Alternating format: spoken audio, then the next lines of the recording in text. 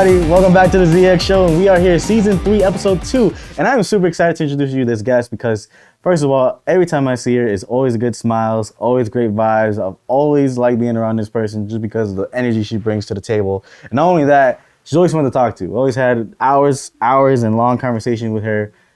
Anything from dogs to grades to anything about that. Everything that she's been going through, you know, we talked about it as well. But this is a person that I would like to introduce to you guys, so maybe you can get some advice from her. It's something you may learn from her. She's a tough individual, been through a lot, but she's still striving in this industry as well. So I'd like to formally introduce you to Bridget. How you doing, Bridget? Hi, Alex. I'm good. It's nice to be here with you. Is it really nice? I think a lot of people get nervous. Well, you know, we gotta. How you been? How are you? Good. Yeah, I'm good.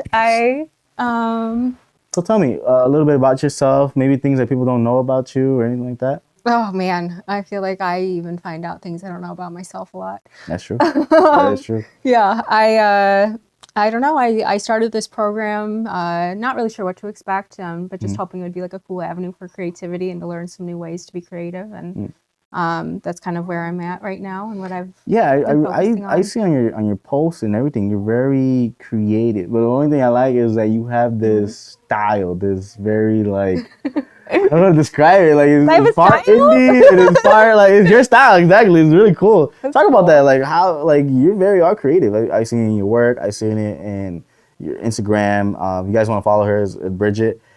She'll be tagged in the video as well, but in the bio. But I've seen all your content, and it's super creative, super colorful, and it's honestly super you. So where did that come from? How did you manage to spill that out on your social media platforms? It took me a while. I was really shy, like in high school, and I would always say I'm not creative, I'm not artistic. But then I'd go home and write in my journal for like hours. And so when I hit my like early 20s, I started working at Michael's, like the craft store, and I was like, you know what? Let's just try some stuff. Let's steal some stuff. Yeah, like no. I had an employee discount. Okay. So I used my employee discount and bought my supplies and tried like everything I could. Like I was like, you know what? Everyone's creative. You have to try. You know, you're never gonna tap into it until you try. I finally like shifted out of that I'm not mindset, and just started like exploring all these different things. And I've always loved like one form of creativity, even like when I was kind of shy and didn't know how to, like thought you were just naturally like born and great at drawing and all this. I'd always do collage, and that actually I learned about through a program for my anxiety. Oh, really? Yeah. They had us do art therapy, and collage was like always the go-to. So that's kind of where that came from. I noticed that art really does help. Like even with me, like if I had time, like if I feel very anxious or like I had a little bit of anxiety, I would draw when I was younger. And I think that kind of helped me out with my ADHD too. Yeah. Because like if you're just drawing. I have ADHD too. Yeah, exactly. My like entire family basically. I'll start a sketch and then go to the next sketch. Yeah. But how was it like for you? Like, and go back to that program, like. How, was it weird for you to start off at first? Like just because you were like, oh, I'm not artistic. Well, I had to do it too, like out of school. Like, or I instead of going to school for a month, I went to this like intensive outpatient therapy program when I was in high school. And because I wouldn't go to school, I was like scared. My social anxiety was out of control. I like couldn't see anyone. I couldn't face anyone. And so I went to this intensive outpatient program that was amazing, really helpful. And we did like group therapy, individual therapy, art therapy, all these different things. And yeah, through art therapy, that was like probably one of the first like real explorations of like my artistic side in a group setting, you know, not just like alone hiding it. Like, yeah, no, I think you're the first person to actually talk about therapy. Oh, because I don't think, do we? No, right? They won't answer. There's no one there. In the back. But you're the first person that talked about therapy. Now, the interesting thing about therapy for me was I did do therapy for a little while when I was younger. And that was because this was when I was pretty young. I was 15. You were 15? Yeah. I was like probably like 12, 10 years old. I don't know if I had like, I don't know if it was, from what I remember, I think it was mostly because I had an anger issue problem.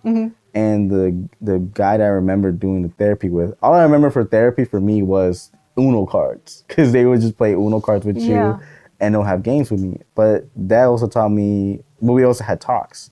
I think the one thing about therapy that people don't realize is it's kind of a roller coaster too. It is. It's pretty much like you're doing one thing one day and you're doing another thing another day. And you might hit on something you don't expect that just kind of opens up this whole dam inside of you didn't even know was there. And so when you started doing the art program, was that kind of like your start from there? Yeah, I mean, that definitely played a role in it. You know, I would go back to that when I was really stressed out at home, and you know, there was always stuff going on in my house.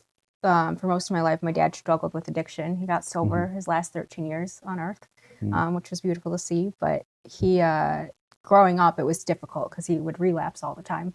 And so during those kinds of like darker times in my house, I could go to art, I could go to music, I could go to my journal. And I think that's where a lot of my creativity and why it felt so private for so long, because it was like my main coping mechanism. Right.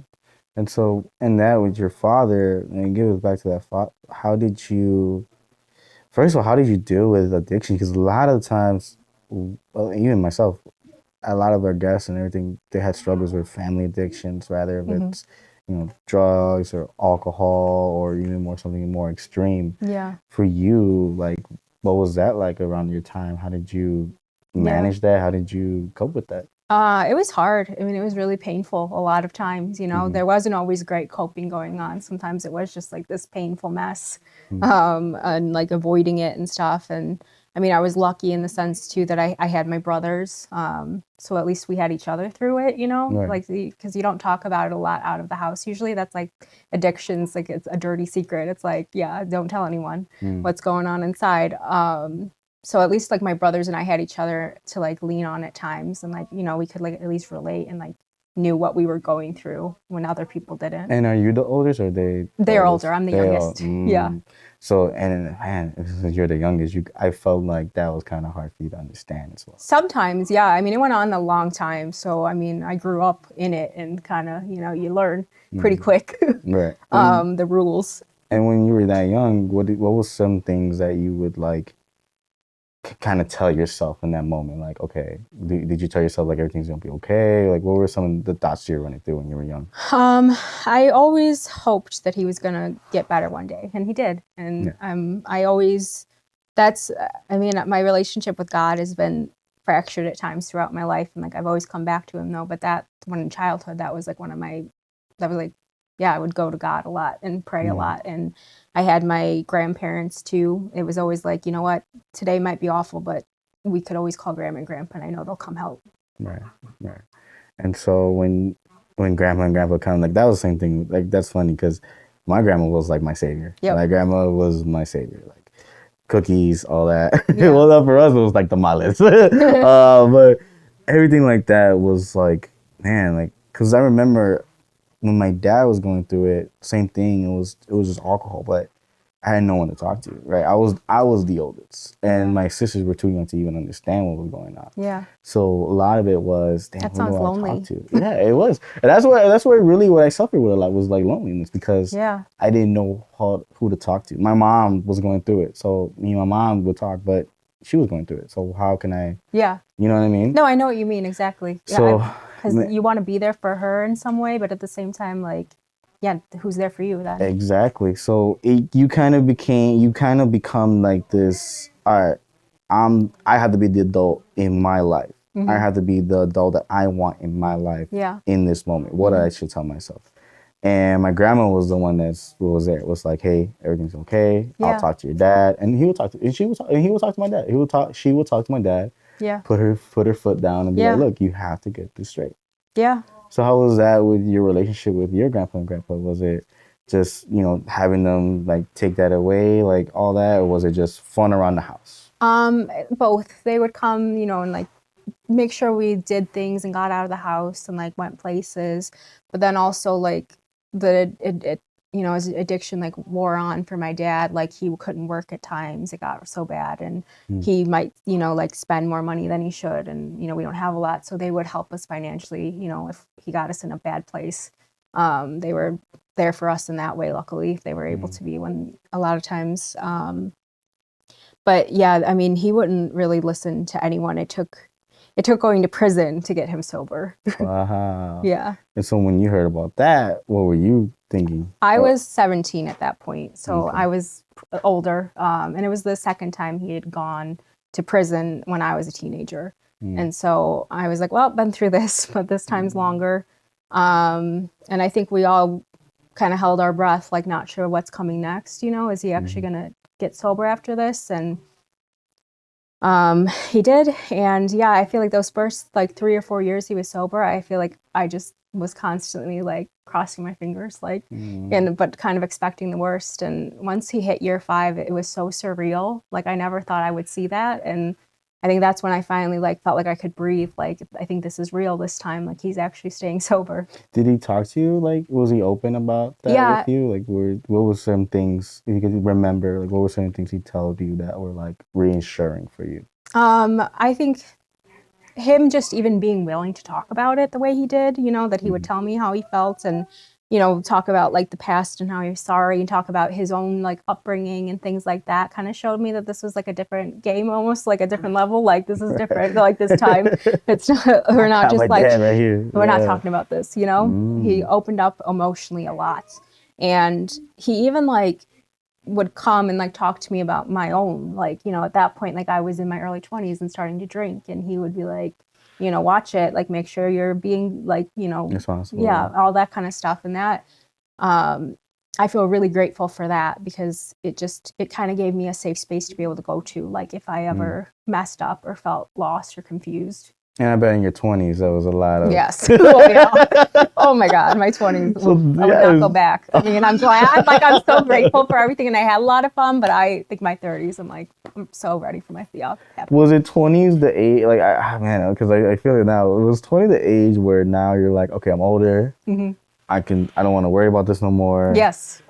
What did you do in your 20s? Like, what was life like in your 20s? I think they were, because like it was like the first time I said like I feel like I really breathed. Like I was like, okay, things at home might actually be stable now.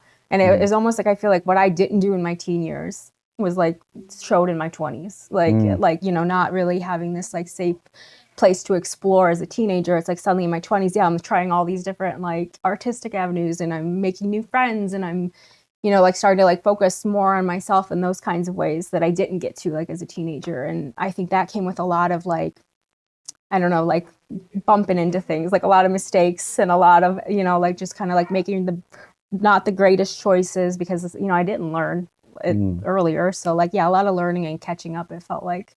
And I mean, I was, yeah, I don't know. Did you feel like, because here's the thing with me, like now that I'm in my 20s too, I feel so weird about it, because now it's like, I get to choose. I know, but then but you know what? Like yesterday, I was like, I could choose to get out of here. I could choose to go out somewhere and have fun and like, and you chose to be like, you know what? I learned from my mistakes. I learned what I shouldn't have went through. I also learned like now I'm not trying to be as shy as before. Yeah. Where did you find your voice? Like, what was that exact moment you were like, man, I gotta find my voice. I gotta. This year. Yes. Yeah. Wow. I mean, like I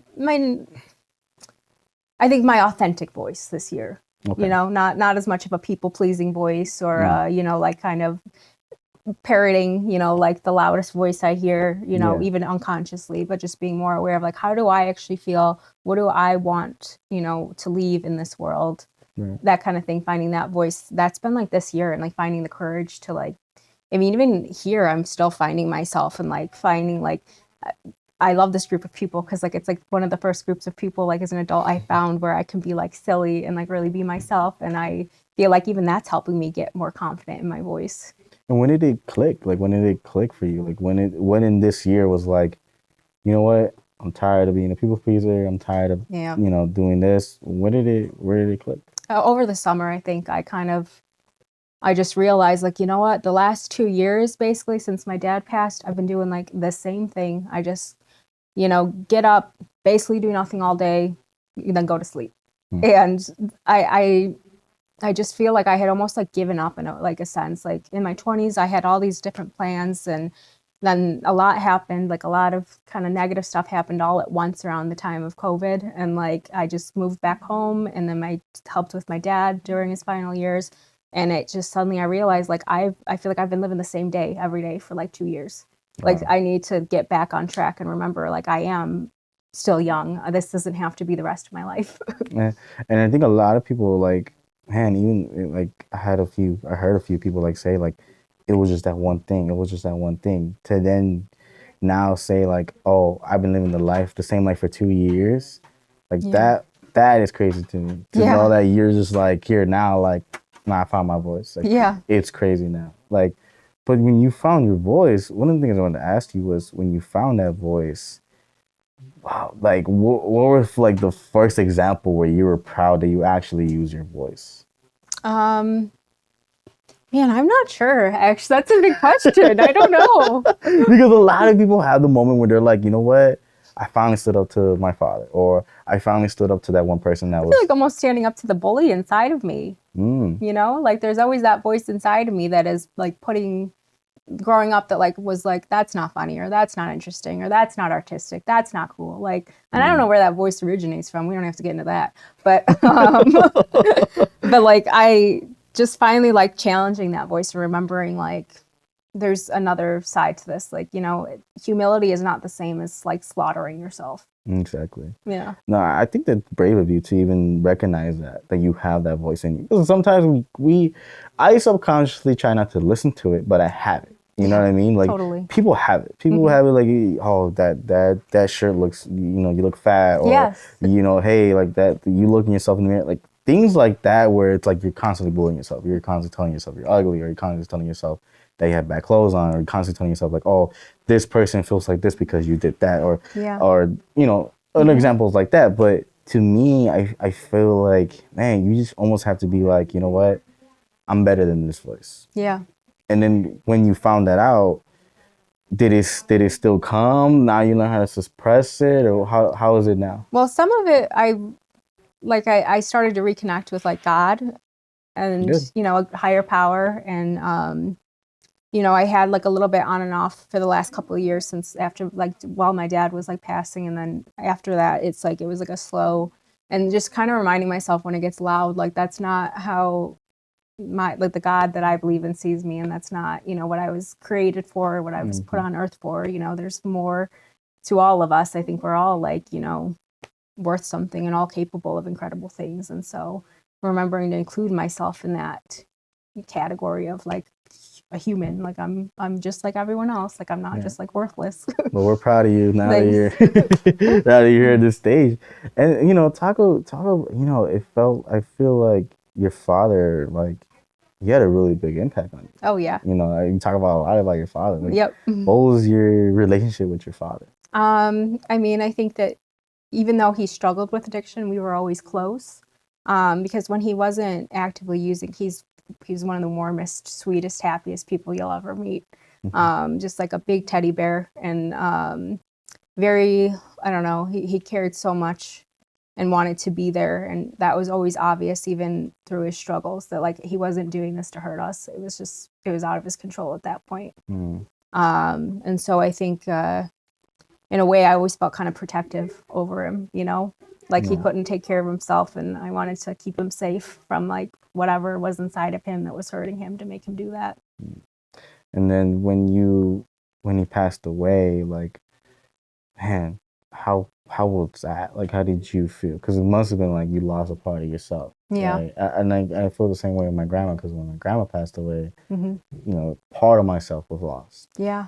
Did you ever get that part back, or was it? I kind of feel like that's what's been coming back this year. And just, you know, thinking of him and wanting to make him proud and stuff. But I think that's why for like, after losing him for a while there, I was just kind of not really doing anything and just sort of repeating. And it sucks too, you know, when people die, it's like, it's painful. Yeah, it's painful. Like, I mean, that's part of what preceded me like moving back home. I only had 2 grandparents left alive, and both sets of grandparents played such a huge role like in my upbringing and knowing that like there was any kind of safety like in my life. And having my last 2, my grandpa on one side and my step grandma on the other side, like having them both pass away within a month of each other absolutely like destroyed me. Right. Like I kind of went a little bit off the deep end for a while after losing them. And I don't blame you. Yeah. I think when you lose people like that, it's like, okay, what do I have to do? Like, there's nothing to now clinch on. You know like, what I mean? Yeah. You're the one I would have turned to usually when I lost something, and now you're the one that's gone. Like, what do I don't know how to. And I remember, I don't know who I was talking to I heard this, but he was like, I was actually my dad. He was like, because he sat me down one day, he was like, look, I'm gonna pass one day, but I want you to know, if you don't have nobody, remember this, you have to be somebody. Yeah. And what he meant by that, now I'm looking back at it, now he meant by that was, you had to be someone else's safe place. You know, we already helped you. We already were the pillars. We already were the things that brought you together. Now it's your turn to learn how to be a pillar for other people. Yeah. I think that's kind of like my dad, like the last 2 years we had together. I think how he saw the way that my grandparents' death like destroyed me. And he put a lot of effort into like trying to build me up for those 2 years and like making sure I did believe in my ability to like thrive and survive as an adult, and like knowing that like he gave me all the advice that was left in him, you know? And I think that's such a wonderful father, because to use your last 2 years to help your daughter like that, it's powerful. It's powerful. Is. Because at this point, was it like cancer? It was cancer, yeah. Cancer, it was right? liver cancer, and then it spread to his pancreas. So it was almost like he was losing that last stretch. Yeah, and they gave him a few months only initially, and then he went longer than that, and then I moved back home, and they would kind of like be like, you know what, I think he's holding on because he knows you're not ready. Oh. Yeah. But you know what? No one's ready.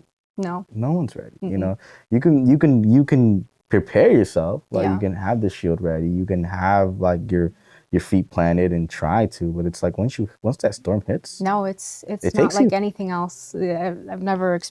It's so surreal and painful, and at the same time, you know, you saw them in so much pain, and you know, you're like, I'm glad you're not in that pain anymore, and you're somewhere more beautiful now. But there is always going to be that like part of you that's like, I wish you were here though. Yeah, exactly. No, that's exactly what I thought as a kid, because my grandmother had passed when I was in 8th grade, so I was probably like 13, You were young. 12. Yeah.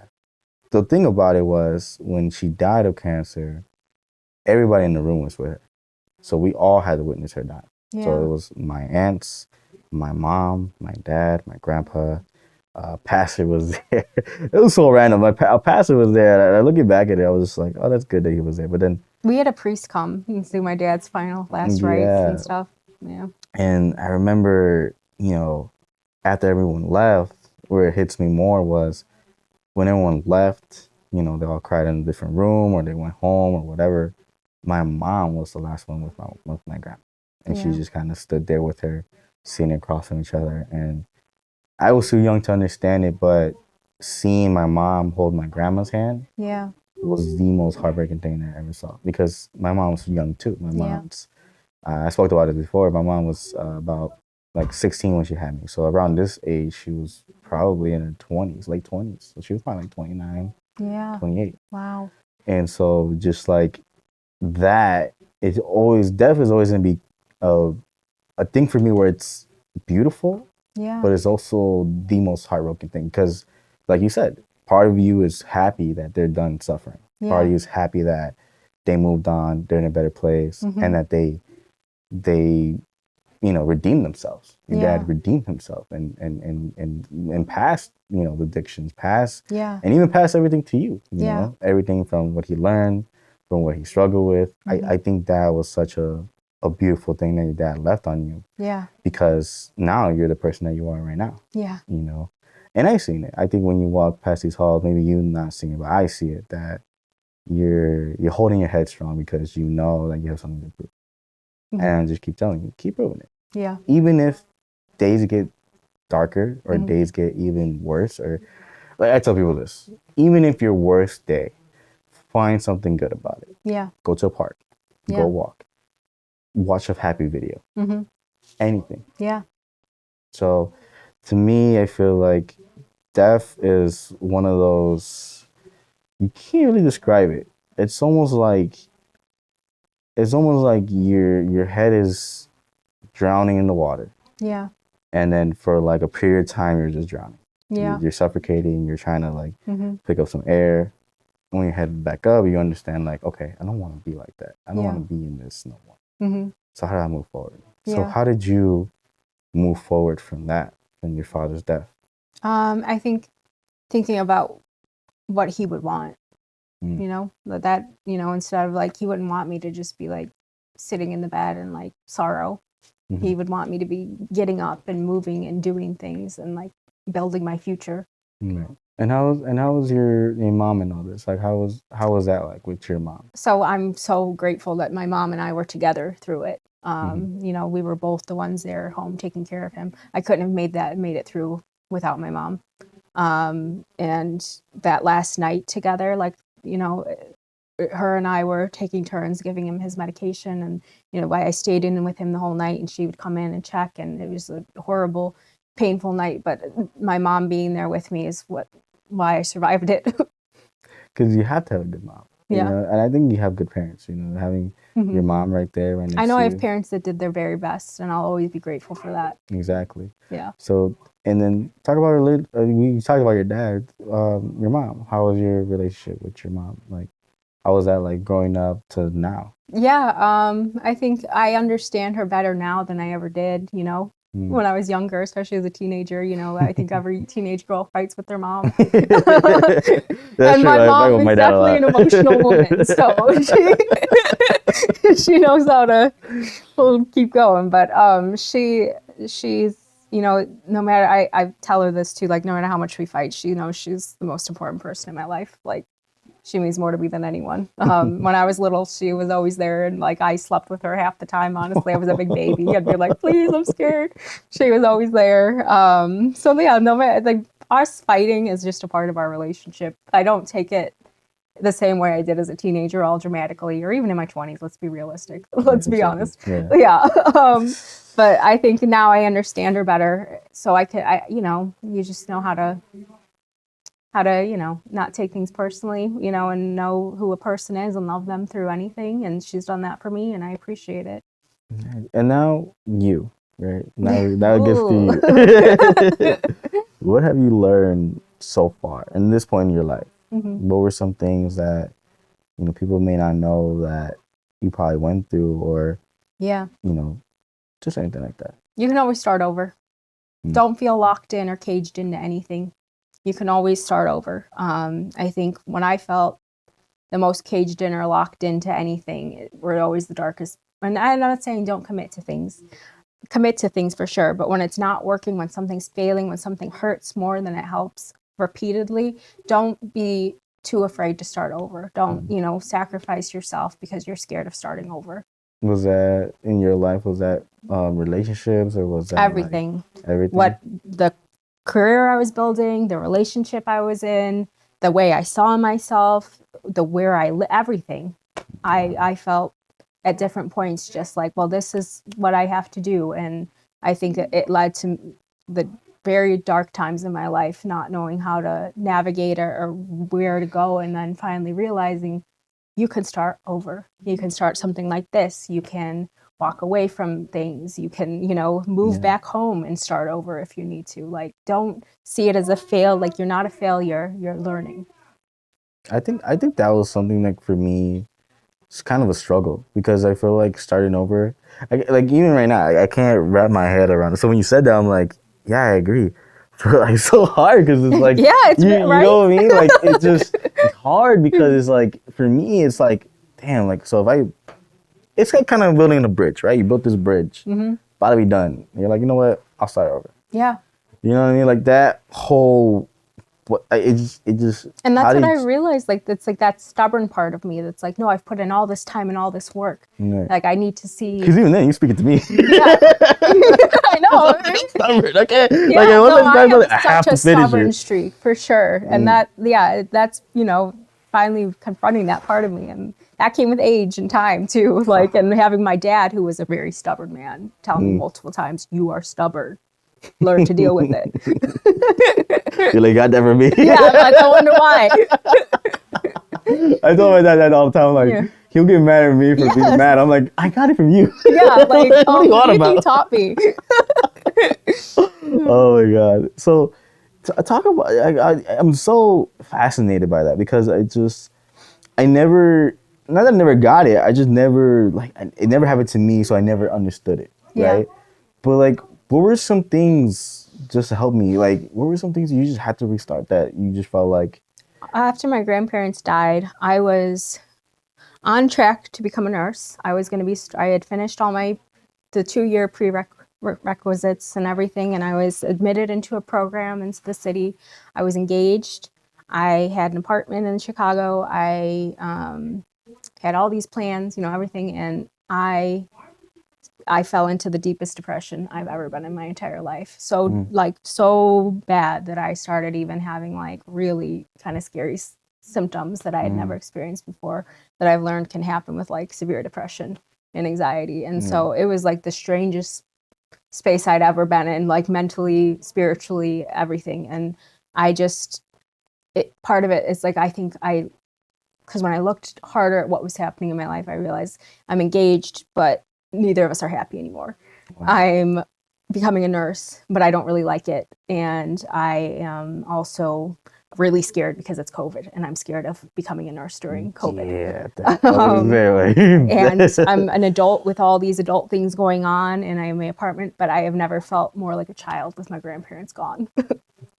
And it was a really scary time. And I think realizing like, you know what, it's okay if my relationship fails. It's okay if I don't become a nurse. And it's okay if I have to move back home to get back on my feet. Like finally accepting that is what led to me finally starting to get better. That makes sense. Because, I feel like, man, that does make sense. Because I feel like if you're not happy, why be in it?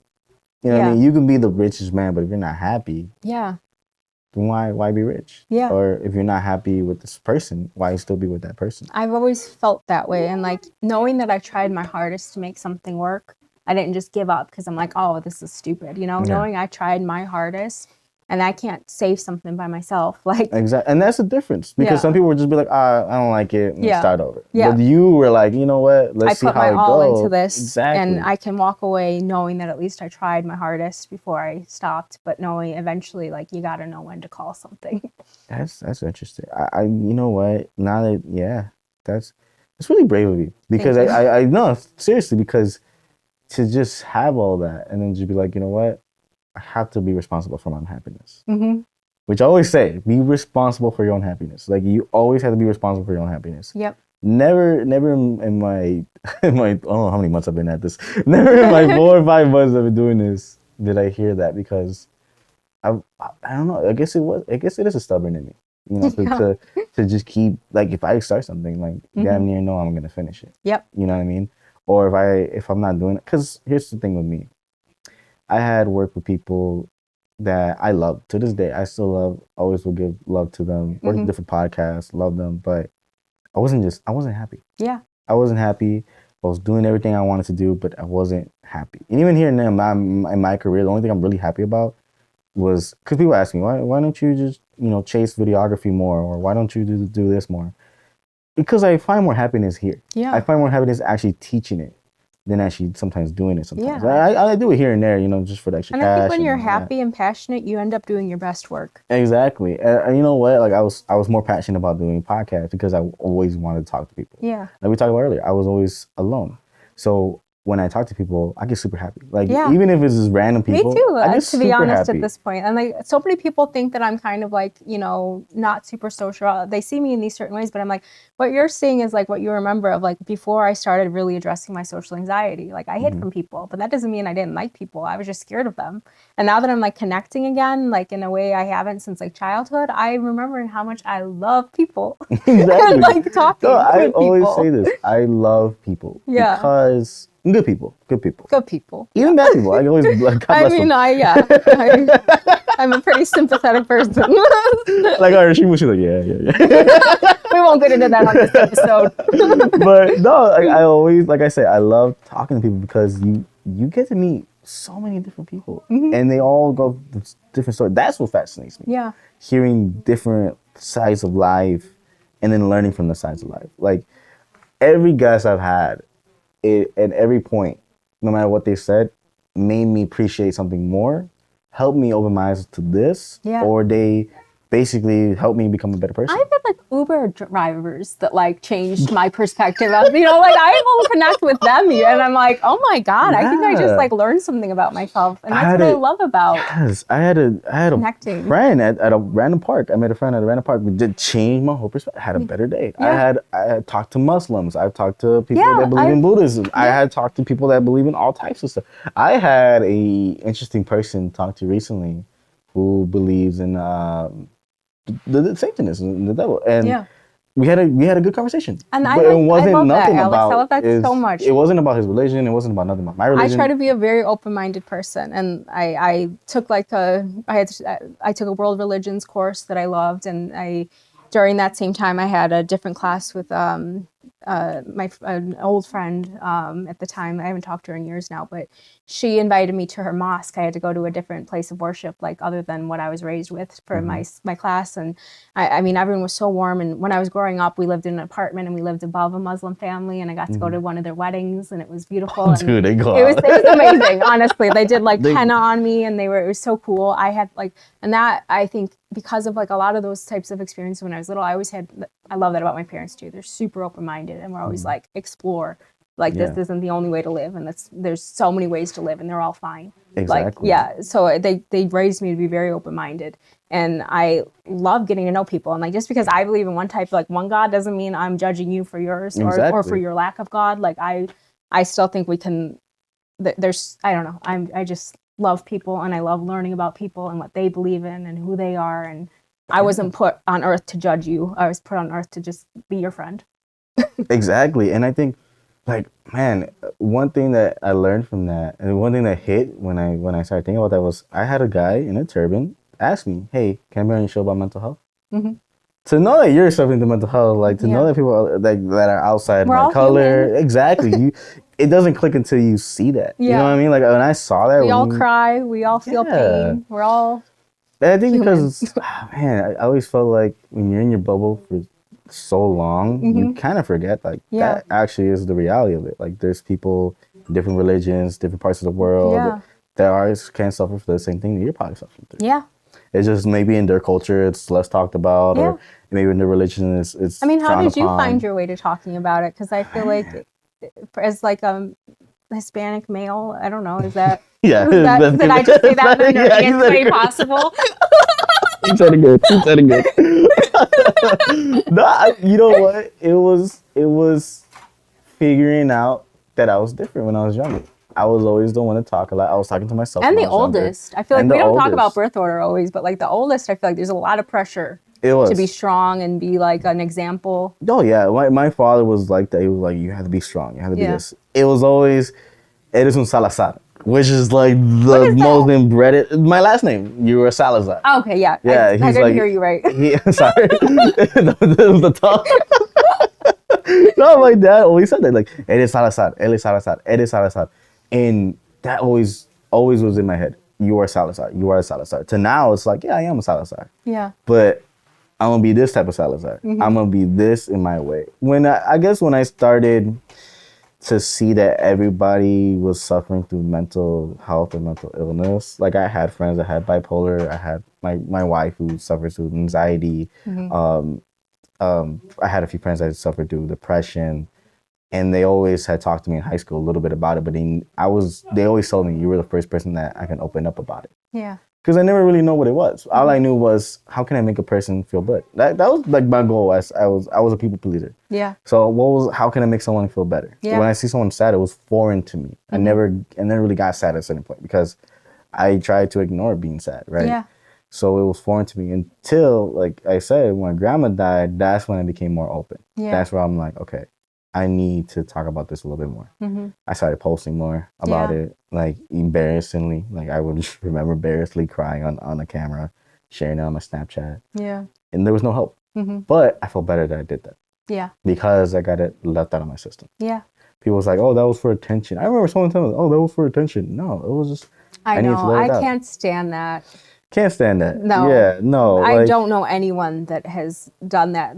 That is so rare that someone is like faking something for attention. That is so rare. Like unless you have unless that's really your like, then evil to you, right? But like to me, it was always like, so there's people that say seeking attention. My favorite comeback to that is seeking connection. there you go. Exactly. Because I was trying to sneak that. And then eventually I made a friend, and he was the first person that was like, hey, just, work it out. Yeah. Shout out Zach. Nice. He was my best friend in high school. He was the first one that spoke about it, and I was the only one that spoke to him about it. Like, yo, I'm going through this. I have incredible friends too who have helped me through everything. Yeah, and this guy went through worse than I did, and I'm just like, damn, dude. Like, and so he helped me out, and then it eventually became a conversation. Like, you know what? One day I was here, and I don't know. You know what? You were the first few people that I talked to that kind of helped me with this idea too, because to see how people were open here to me was so crazy. Because you got to look at it this way. I'm 21. I don't live the lives that you guys live, and I'm probably gonna catch up to like, at a certain point, right? So I feel kind of far or behind a little bit, right? Because I'm seeing everyone's lives and everyone's stories from like 50 years old to 30 to 40s to 60s. But I'm gonna be 33, and it's taken me till 33 to get here. So no, yeah, I understand that, but like to me, it's like, damn, like these people are like this far in life, and the fact that they came to me and be like, yo, like, can I tell you something? Like, can I talk to you? Can I put you to the side? Okay. And when they tell me, I felt so much better inside to know that they're doing better after this conversation. Well, you're such a warm person. You're easy to connect to, and I every time I like look in the hallway, I see you like running somewhere to help someone do something, and I'm like, he's always on the go and helping people and trying to make people's lives easier. Because you know what, I can confidently say I love being a people's pleaser to a certain extent. Yeah. To a certain extent, like you learn boundaries at a certain point where it's like, well, actually, I also need to take care of myself and my wife. I'm sure, and you have your family, your sisters, and. Oh yeah, I had any relationships because of that. I had in relationships because they didn't put that in my perspective, and I didn't like that. I didn't like if you're not thinking about the same things that I'm thinking about, and I'm being very like sincere about it. I'm cool. Yeah, we're good. But to now be in a position where people are coming to me and like, hey, can we talk? Or, hey, even after the show, people are coming up to me like, hey, can we talk a little bit? Can I talk to you on the side? And I always say yes, because. Yeah, I don't know if I've heard you say no to someone. Nah. I hear people ask you a lot. Episode 7 was interesting. No, well. Oh, well, yeah. All right. No, well, here's the thing. With me, it's like this. If you came to me asking for something, expecting a yes, you will get a yes. Why? Because I put myself in your shoes. Yeah. I put myself. The fact that you came up to me, walked your behind to get to me, and actually like asked me that, already was like, okay, if you put that much effort to just come to me, why would I tell you no? Yeah. That would be so rude of me, because it's like, first of all, you probably didn't build this courage up to anybody else, or before that you were just looking for different opinions, or however you came up to me. I think I can't say no for the simple fact that if I was in their shoes, I wouldn't want to know. Yeah. And I always tell myself, the person I am right now is because the person I am right now is the same person I wanted when I was a kid. Yeah. So now becoming that person and now being that person to other people, it's a habit. It was my dream goal. Yeah. And now I got that. So to answer your question, like, I think it all stemmed from life being the oldest but the youngest, and seeing so many people's examples. Yeah. And once because you experience, you basically get more experience of other people's experiences. So finding that out all throughout my life, it made me want to be like, you know what? I know there's people that are older than me or younger than me that haven't opened their mouth yet. Yeah. They should start doing that. And if I can be the one that be like, all right, here's a platform, here's a podcast where we're just gonna put the carpet on, and then, but really behind that carpet is everyone's lives. Yeah. And that's beautiful. Yeah. And it is very beautiful. And you've been an awesome guest today. I think that, you being here really, really makes me happy, because like I said, like I shared in the beginning, to see where you're at now and you were before, it's incredible. Thank you. And it's incredible. So I'm very proud of you. Thanks for having me on. No, of course. Yeah. No, we all love you here. We all tapped in with your story, because we all love this. We all want to do this, and we all love every guest that comes on the show. And I always tell these guys, and I always tell people, the crew loves you. Me, I love you. Mm-hmm. Everyone that comes in here loves you. Why? Because we're all the same people at the end of the day. Yep. Yeah. You know? So thank you so much, Bridget, for coming on the show. Thank you. I wanted to ask you one last thing that I always ask every guest. What is your advice? What is your advice on mental health? What is your advice to maybe the youth? Even advice for yourself? Future self. I think just don't give up and don't think that it's the end ever. You know, if you have depression, if you have anxiety, they can convince you this is it.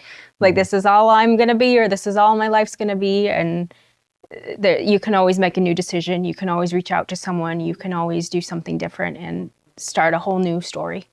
And if people want to reach out to you, what is your Instagram or TikTok? Do you have any social media platforms? I'm like, what is my handle? Oh my God. Don't see the same. Oh my God. I think it's Bridget. Yeah, Bridget E. Kearns. I'll put it in.